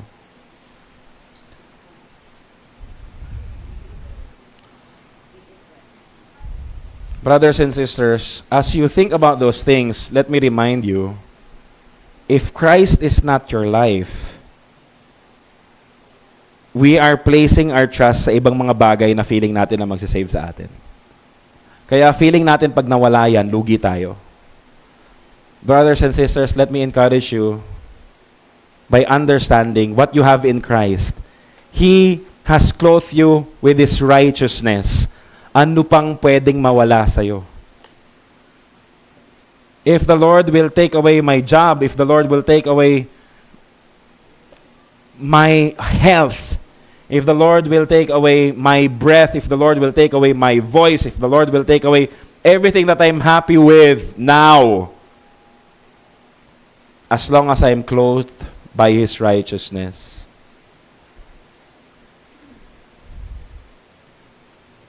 that's better than having everything in this world, pero without His righteousness. Let us come to the Lord in prayer. Lord, we thank You for You are faithful. We thank You for dying for our sins. And we thank You for saving us from our sins. We thank You, Lord God, dahil in a bizarre way, You have chosen to be born of a woman to crush the head of the serpent. And Lord, ang hope namin is that as You continue to destroy the works of the enemy in our lives, may we trust and know that You have clothed us with Your righteousness. Oh Lord, teach us to prioritize what You have done for us and what You are giving us, and save us from every self-righteousness na meron kami. Every sin that we choose above You, I pray that may You deliver us. And may we lay claim of the truth that indeed Christ has clothed us with His perfect holiness, and I am covered. In Jesus' name we pray. Amen and amen. Uwitan po natin ang Panginoon. Tayo po tumayo.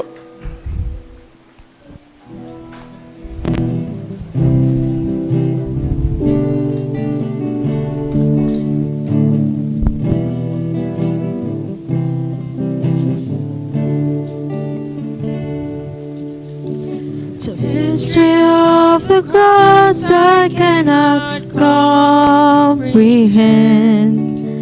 The agonies of Calvary.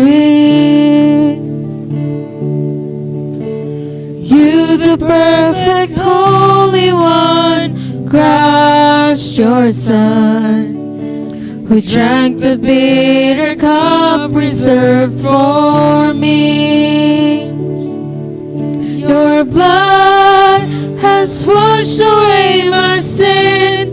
Jesus, thank You. The Father's wrath completely satisfied. Jesus, thank You. Once Your enemy, now seated at Your table. Jesus, thank You.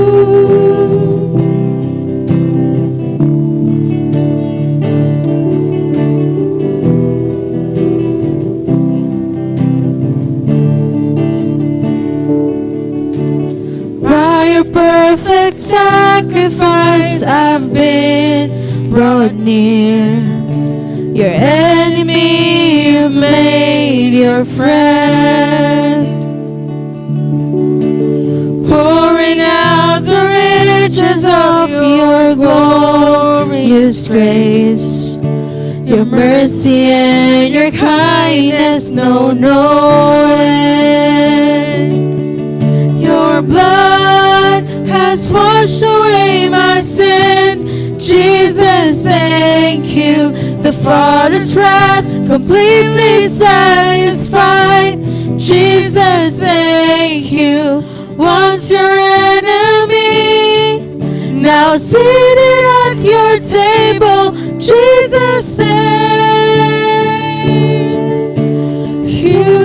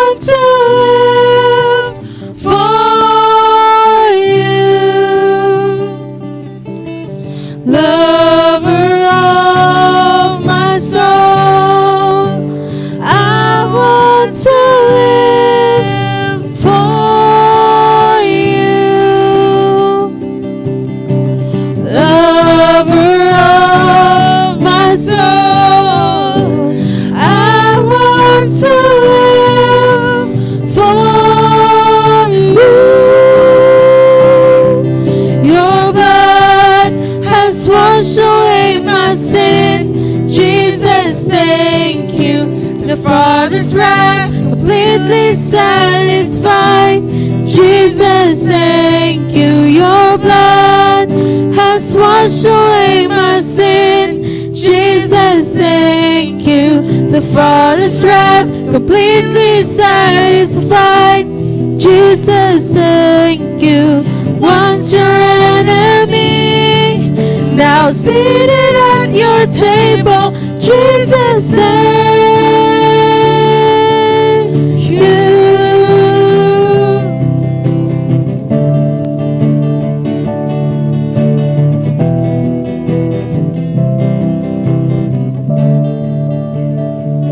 Mari na po tayo maupo.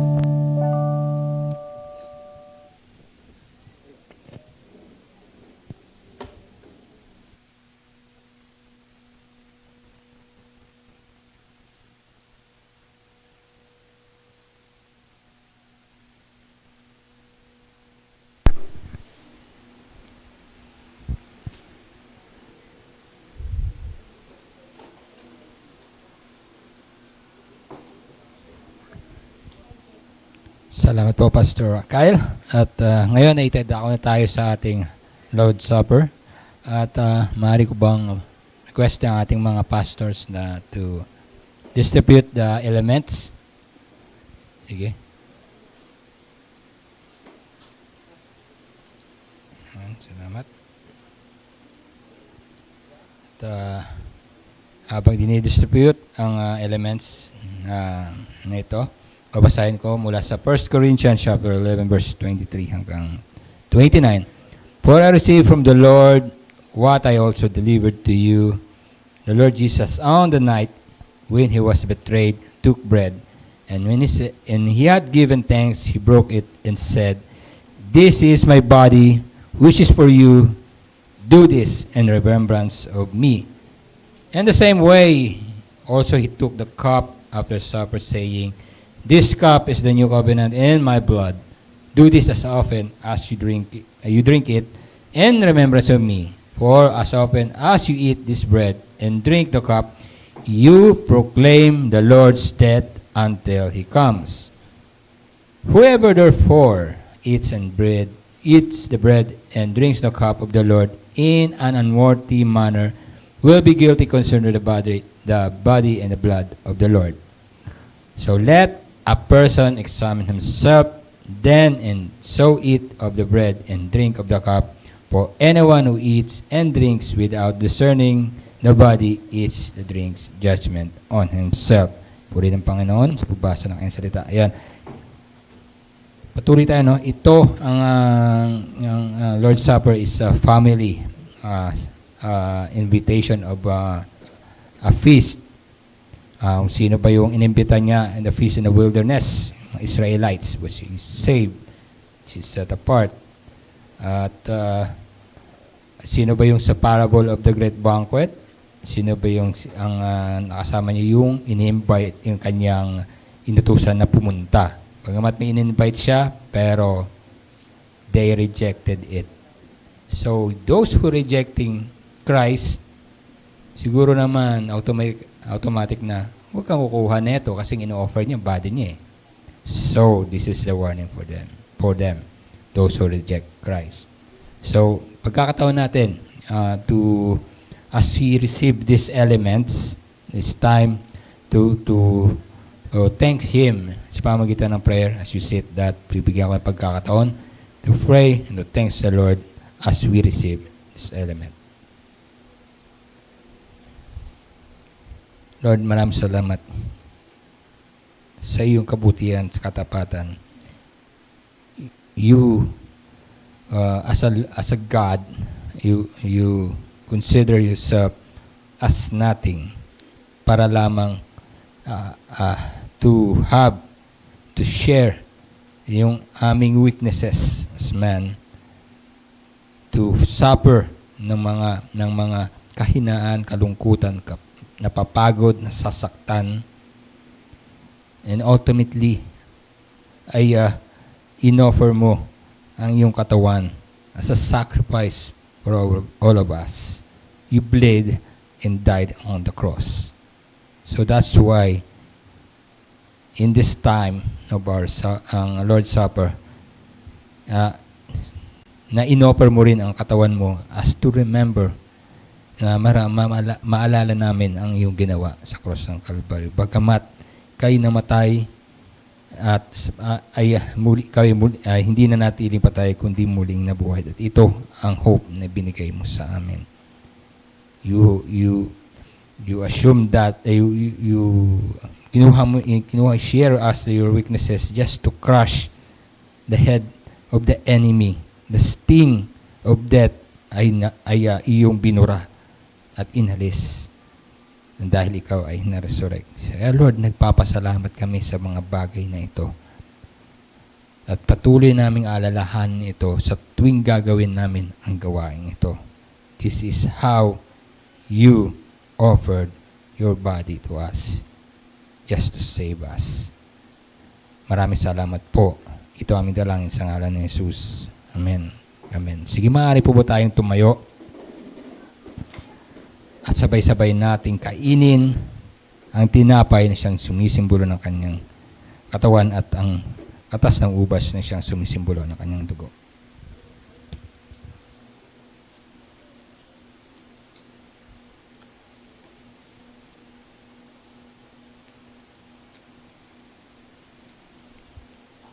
Purihin ka, kailangan ka sa iyong katapatan.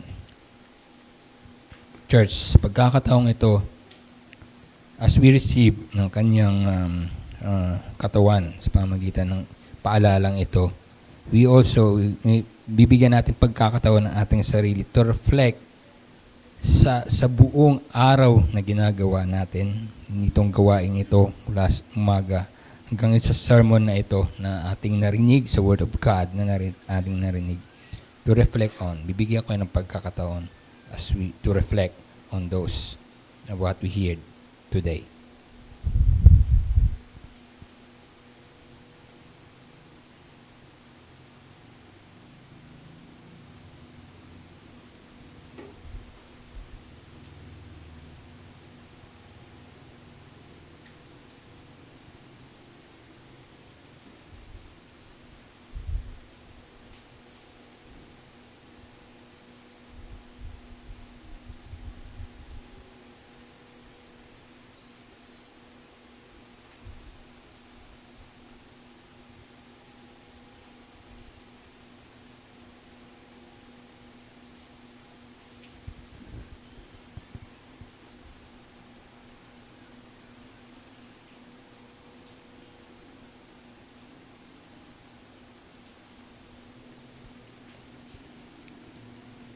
Maraming salamat, Ama, sa iyong kabutihan, sa iyong pangako, simula't simula pa lamang mula kay Adan, nangako ka na kami iyong ililigtas, ang lahat ng iyong hinirang. Maraming salamat, Ama, sa iyong walang hanggang awa sa amin na patuloy mong ino-offer sapagkat alam mo, Panginoon, na kami bilang nabubuhay pa rito ay may kahinaan kami. Ngunit dahil sa ginawa ng aming Panginoong Jesucristo na siyang nagtagumpay, kung sino man ang kabiguan ni Adan ay naging matagumpay ka bilang aming Panginoong Jesucristo. Ito ang iyong ginawa para sa amin. Kaya maraming salamat, Ama, sa buong araw na ito na kami iyong pinakain ng iyong banal na salita, pangakong iyong patuloy na pinapaalala sa amin, ay yung salita na siyang nag-a-assure sa amin sa mundong ito ng walang kasiguraduhan. Kaya maraming salamat, Ama, sa pagkakataong ito na kami ay sa aming pangsamantalang paghiwa-hiwalay, sa aming pagbalik sa aming kanya-kanyang debosyon, ang aming ginagawa, hanap buhay man, pag-aaral, negosyo, o anuman pa, Panginoon, na aming gagawin sa susunod na araw. Maraming salamat, Ama, sa kalakasang ipanagkaloob niyo sa amin at kapahingahan mula sa iyong salita. Muli, Panginoon, patuloy kaming magpupuri sa iyo at patuloy kaming mamumuhay na inaalala ang iyong mabuting balita para sa amin. Ikaw ang aming kalakasan, Ikaw ang aming pagpapala, Ikaw ang aming pag-asa at patuloy naming aalalahanin sa buong buhay namin ito. Ito ang aming dalangin sa ngalan ni Jesus. Amen. Amen. Awitan po natin ang ating Panginoon.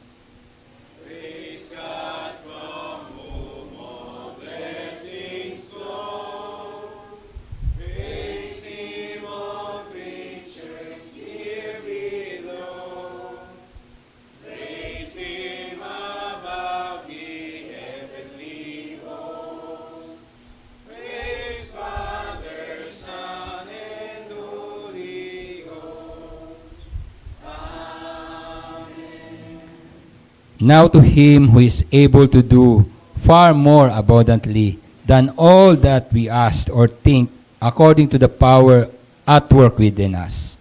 To him be glory in the church and in Christ Jesus throughout all generation, forever and ever. And everybody say, Amen. Purihin ang Panginoon. Happy Lord's Day sa lahat.